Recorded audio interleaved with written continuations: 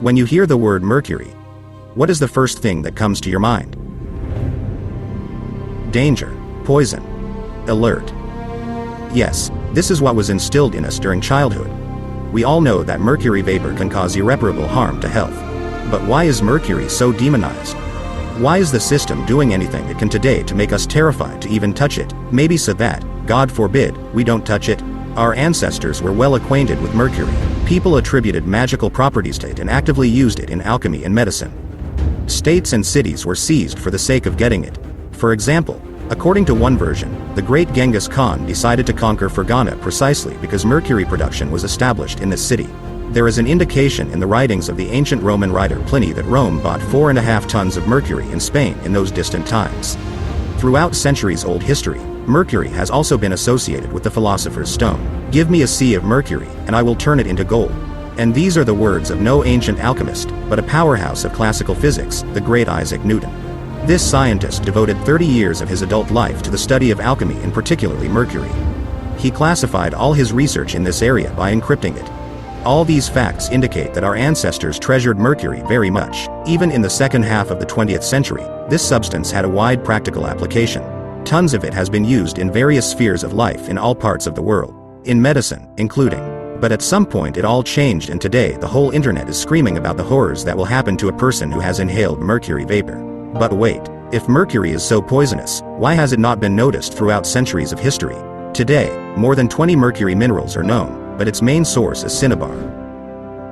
Mercury is obtained by distillation. But there is another, rougher way. Red stones are simply heated in a furnace until the minerals begin to crack and mercury flows out of them. It seems that this is the method of mercury extraction our ancestors used. Cinnabar itself is an absolutely safe rock mineral, as is mercury in its pure form. Only its compounds with other agents can be toxic. For example, methylmercury is one of the most dangerous neurotoxins. There are other toxic compounds, for example, with arsenic. The safety of pure mercury is beyond doubt.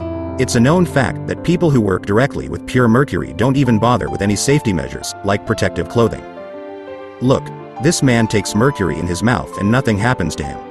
And this one just puts his arm elbow deep into the liquid metal and is not afraid to die a terrible death. But if mercury is not dangerous, why are we so scared of it? Let's figure it out.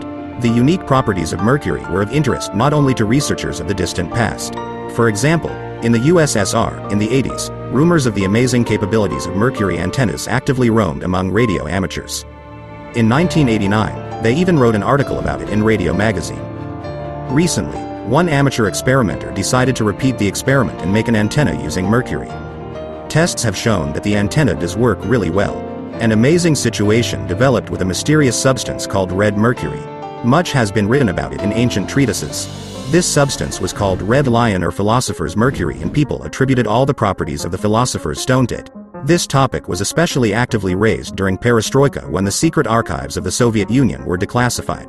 It is believed that in the USSR, in the 60s, red mercury could be synthesized in secret laboratories and sold abroad at a price of $1 million per 4 pounds. However, official sources attribute all this to speculation and deception, stating that such a substance simply does not exist. But let's go back to the usual silver-colored mercury and talk about its unique anti-gravity properties. It is known that mercury can interact with a magnetic field in such a way that the rotating mechanism of the engine begins to rotate rapidly by itself from contact with this substance. Today it's not that easy to find research on this topic. Someone has already appreciated all the prospects associated with mercury, and all developments in the field of its use in engines have abruptly gone into the sphere of highly classified laboratories. But we did find something. In the 90s of the last century, the physicist-inventor Spartak Polyakov was engaged in the anti-gravity capabilities of mercury. He managed to design a so-called vortex inertial engine. The point of the research was to create a vertical thrust using a device that accelerates liquid mercury through spiral channels in a closed space. Polyakov was able to get a small level of thrust of several pounds. The whole course of the experiment is described in his scientific work Introduction to Experimental Gravitonics. But the possibility of using the anti-gravity properties of mercury interested scientists much earlier. In 1875, in one of the Indian temples, scientists discovered an ancient written treatise called Vaimanika Shastra. This document was written in the 4th century BC by Bharadvaja the Wise and was based on even earlier texts. According to this source, mercury was used by ancient people as fuel for these devices. And this discovery seriously influenced the further technological progress of Germany at the beginning of the 20th century. And according to some sources, not only this one.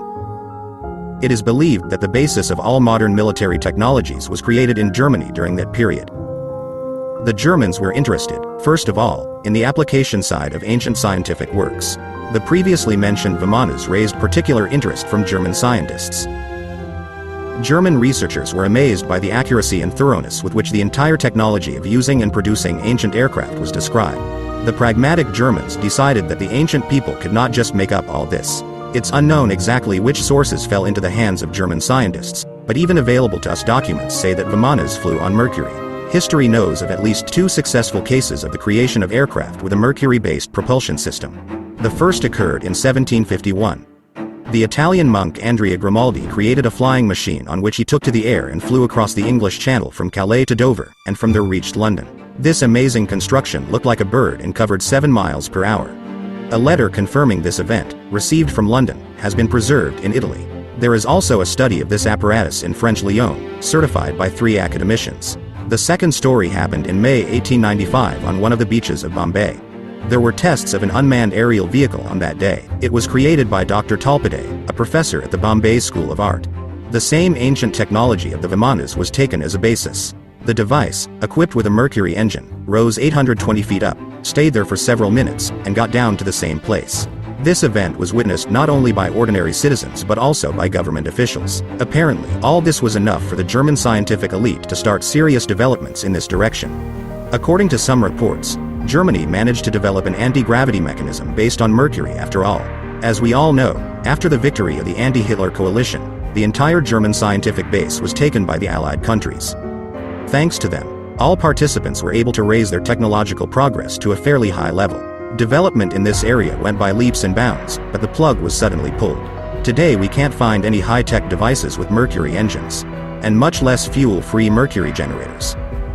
While the substance itself and its research are either strictly prohibited or strictly classified, why didn't such successful research reach the masses? The question answers itself.